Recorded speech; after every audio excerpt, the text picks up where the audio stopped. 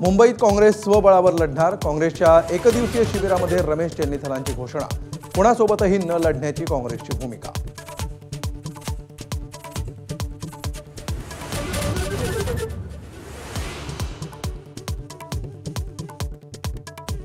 शरद पवारांकडून पक्षनेत्यांना युती आघाडी करण्यासाठी रान मोकळं। नेत्यांना स्थानिक पातळीवर निर्णय घ्यायला दिली मोकळीक। युती आघाडी करायला अजून तरी कोणतीही अट नाही।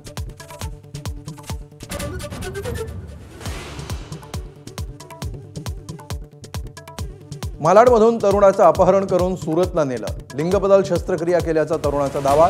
तक्रारीनंतर 4 जणांना अटक।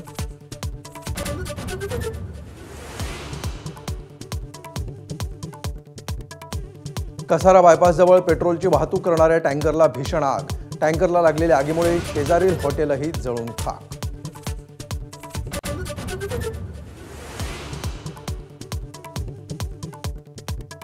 अभिनेत्री करिश्मा कपूरच्या वकिलांना दिल्ली हायकोर्टानं फटकारलं। मेलोड्रामा करण्याचं टाळा अशी हायकोर्टाची सूचना। 2 महिन्यांपासून मुलीच्या शाळेची फी प्रलंबित असल्याची करिश्माची तक्रार।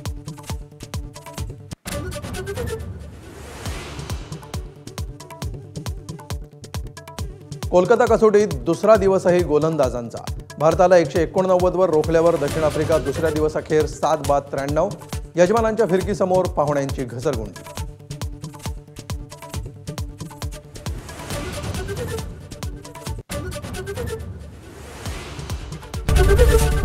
एबीपी माझा, उघडा डोळे बघा नीट।